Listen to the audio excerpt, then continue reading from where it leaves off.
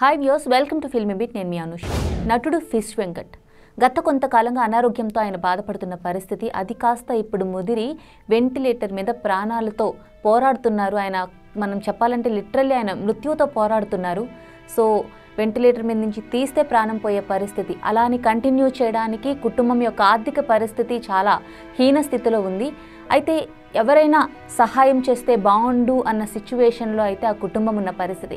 అయితే దీనికి ద్వారా చాలా రకాల రూమర్స్ కూడా ఇప్పుడు స్ప్రెడ్ అవుతున్నాయి. మనం చూసుకుంటే ప్రభాస్ నుంచి కాల్ వచ్చింది, ఒక 50 లక్షల వరకు సహాయం చేస్తారు అని చెప్పి రకరకాలుగా అందరూ సోషల్ మీడియాలో స్ప్రెడ్ చేస్తున్న పరిస్థితి. దీంతో ఫిష్ వెంకట్ కుమార్తె అయినటువంటి శ్రవంతి దీనిపై క్లారిటీ ఇచ్చారు. అంటే ఏదైతే ప్రభాస్ పిఏ అని ఒక కాల్ వచ్చిందో ఆ కాల్ రావడం నిజమే కానీ అది ఒక ఫేక్ కాల్ అని చెప్పి ఆమె క్లారిటీ ఇవ్వడం జరిగింది. మొదట ఆవిడే ప్రభాస్ నుంచి కాల్ వచ్చింది, ఇలా మాకు ఇంత అమౌంట్ వస్తుంది అని ఆమె చెప్పడం జరిగింది మీడియాతో.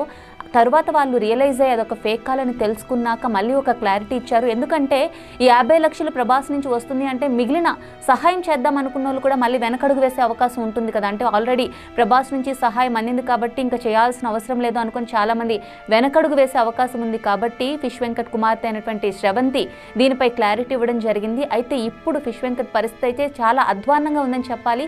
సహాయం కోసం ఎదురు చూస్తున్నారు. ఆయన పూర్తిగా వెంటిలేటర్ మీద డయాలసిస్తో ఆయన ప్రజెంట్ ఊపిరి తీసుకుంటున్న పరిస్థితి. డయాలసిస్ లేనిదే ఆయన ఇప్పుడు చేయలేరు, సర్వైవ్ అవ్వలేరు. ఎందుకంటే 2 కిడ్నీలు పూర్తిగా పాడైపోయాయి.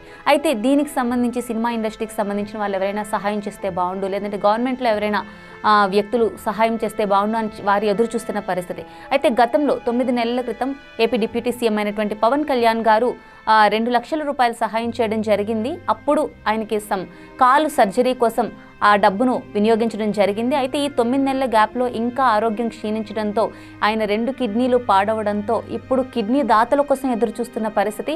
కుటుంబ సభ్యుల కిడ్నీలు అయితే మ్యాచ్ అయ్యే పరిస్థితి లేదు. ఎందుకంటే ఫిష్ వెంకట్ బ్లడ్ గ్రూప్ వచ్చి O పాజిటివ్. సో O పాజిటివ్తో గ్రూప్తో ఉన్న వారి కిడ్నీస్ మాత్రమే మ్యాచ్ అవుతాయి. అయితే మనకు తెలుసు కిడ్నీ ట్రాన్స్ప్లాంటేషన్ అనేది ఎంత పెద్ద బిగ్ ప్రాసెస్. అది మ్యాచ్ అవడానికి చాలా టైం పడుతుంది. మ్యాచ్ అయినా ఇవ్వడానికి దాతలు రెడీగా ఉండాలి. ఇదంతా ఒక అగ్రిమెంట్ కుదిరి సర్జరీ అవ్వడం అనేది చాలా లాంగ్ ప్రాసెస్. ఈ లాంగ్ ప్రాసెస్లో ఆయన డయాలసిస్తో సర్వైవ్ అవ్వడం, మనకి డయాలసిస్ కూడా తెలుసు చాలా పెయిన్ఫుల్ ప్రాసెస్. అలాగే వెంటిలేటర్ మీద ఎంత ఖర్చుతో కూడుకున్న పనో మనకు తెలుసు. అందువల్ల వీళ్ళైతే ఎవరైనా సహాయం చేస్తే బాగుండు, లేదంటే కిడ్నీ దాతలు ఎవరైనా ముందుకు వస్తే బాగుండు అని చెప్పి కుటుంబం అయితే 1000 కళ్ళతో ఎదురు చూస్తుంది. మనం చూసుకుంటే ఇప్పటికే ఫిష్ వెంకట్ని చాలామంది పరామర్శించారు. మంత్రి వాకేటి శ్రీహరి వెళ్ళి పరామర్శించడం జరిగింది. అలాగే మేడ్చల్ మాజీ ఎమ్మెల్యే అయినటువంటి హనుమంతరావు కూడా పరామర్శించారు. వీరిద్దరూ కూడా భరోసానిచ్చారు. ఖర్చుకు సంబంధించి మా తరపు నుంచి మేము సహాయం చేయగలిగినంత మేము సహాయం చేస్తామని చెప్పి ఒక భరోసానైతే ఇవ్వడం జరిగింది. అంతేకాకుండా గబ్బర్ సింగ్లో ఫిష్ వెంకట్తో చేసిన సహనటులు కూడా పరామర్శించారు. వాళ్ళైతే సినిమా పరిశ్రమ నుంచి ఖచ్చితంగా ఫిష్ వెంకట్కి సహాయం అందుతుంది అని చెప్పి గట్టిగా చెబుతున్నారు. అయితే ఇప్పటి వరకు అయితే ఎలాంటి సహాయం అందని పరిస్థితి. ఈ విధంగా అంటే పవన్ కళ్యాణ్ గతంలో 2 లక్షలు సహాయం చేశారు తప్ప ఇండస్ట్రీ నుంచి ఇప్పటి వరకు ఫిష్ వెంకట్కి ₹1 కూడా అందని పరిస్థితి.